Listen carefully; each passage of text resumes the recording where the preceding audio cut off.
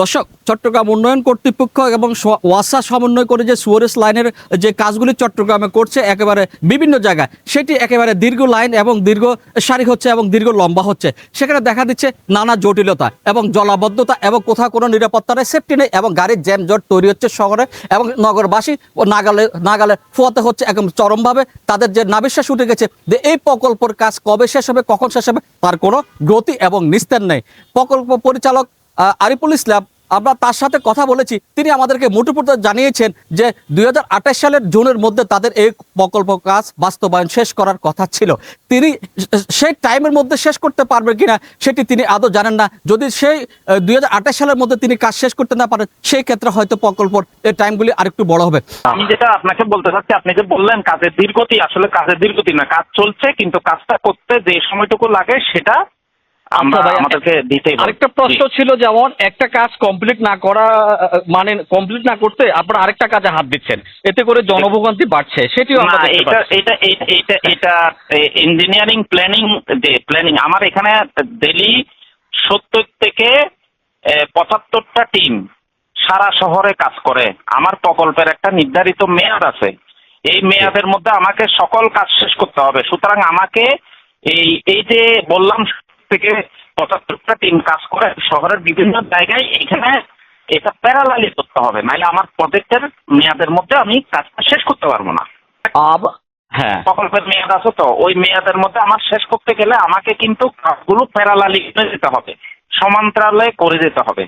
এই মেয়াদটা আসলে কতটুকু সময় দীর্ঘায়িত, যেটা মানুষ বলছে যে দীর্ঘ বছর ফেলে রাখা হচ্ছে, সেটার একটা টাইম আছে 1 বছর 12 মাস। যে আমি বলি, আমাদের প্রকল্পটা জুন 2028 পর্যন্ত আমাদের সময়। হ্যাঁ, জুন 2028, জুন 2028 মানে কমপ্লিট বুঝে দিবেন এটাই। 28-এর ইনশাল্লাহ আগামী বছর আমরা খালি শহর এরিয়াতে যে কাজগুলো আছে এগুলো সব আগামী বছরে শেষ হয়ে যাবে ইনশাল্লাহ। কিন্তু এখানে দেখা যাচ্ছে অনেকে সিটি কর্পোরেশনকে দোষারোপ করছেন। সিটি কর্পোরেশনের ইচ্ছা থাকলেও, সৎ ইচ্ছা থাকলেও, বাজেট থাকলেও তারা রাস্তাটি কার্পেটিং করতে পারছে না চট্টগ্রাম উন্নয়ন কর্তৃপক্ষ এবং যে ওয়াসা রয়েছে তাদের জন্য।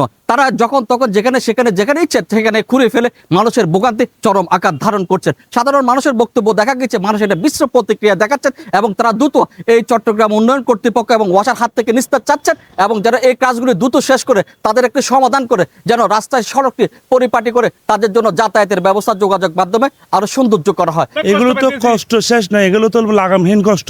এখন মানে ওরা এমন অবস্থা করতেছে যে কাজের কোনো ঠিক নাই। সিটি কর্পোরেশন এক সময় আসি ঠিক করে যায়, এরপরে মানে ভালো করে ঠিক করে না। আপনার বাঙ্গাল এদিকে টিলা ওইদিকে এক অবস্থা করে যায়, তারপর আপনার ওয়াশ আসে আবার কাটে, একবার ওই টাঙ্গি বসাচ্ছে ময়লার জন্য।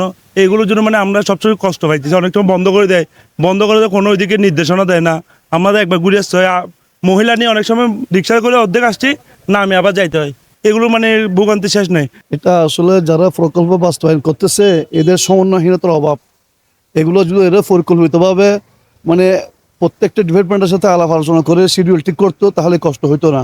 কিছুদিন দেখা যায় এক গ্রুপ কাজ করতেছে, মানে কষ্ট হচ্ছে আমাদের। দ্বিতীয়ত আবার আর গ্রুপ আসা শুরু করছে। এগুলো যে একসাথে এরা সমন্বয় করতো তাহলে মোটামুটি কষ্ট লাঘব হতো একটু মানুষের। এই মিলে একসাথে চলা, ওরা একটা কাজও ক্লিয়ার করে না, সাধারণ মানুষ চলাফেরা করতে পারে না। তাছাড়া আমরা ভ্যান গাড়ি রিক্সা চালাইতে আমাদের কষ্ট হয়। এইভাবে এখানে একটা, ছোট হল একটা, এই বড় হল একটা, এই একটা, এরকম 10টা-12টা কাজ একসাথে ইউজ করে, তাহলে একটা কাজও ক্লিয়ার ভাবে করে না। একটা শেষ দিয়ে আরেকটা করুক। আজকে বিগত কোরবানির আগ থেকে আজকে 3টা মাস আমাদের ব্যবসা বাণিজ্য নাই। প্রতিটা দিন আমরা মনে করেন 2-3 হাজার টাকার উপরে করে লস দিতে হচ্ছে। তো আমরা এইভাবে করে আমাদের পরিবার চালাবো কিভাবে, দোকান ভাড়া দিব কিভাবে, আমাদের স্টাফ খরচ কিভাবে দিব, এটা নিয়ে তো আমরা হিমশিম খাই যাচ্ছি। এই যে এখানে দেখেন আজকে গর্ত করে রাখছে ওরা, 2-4 দিন হয়েছে, সামনে গর্ত করে রাখছে, সবকিছু ব্লকে। এখান থেকে মানুষ আসতে পারে না, এখান থেকে আসতে পারে না। আমাদের ব্যবসা। বন্দরনগরী চট্টগ্রাম থেকে মামুন আহমেদ, বীর চট্টলা টিভি।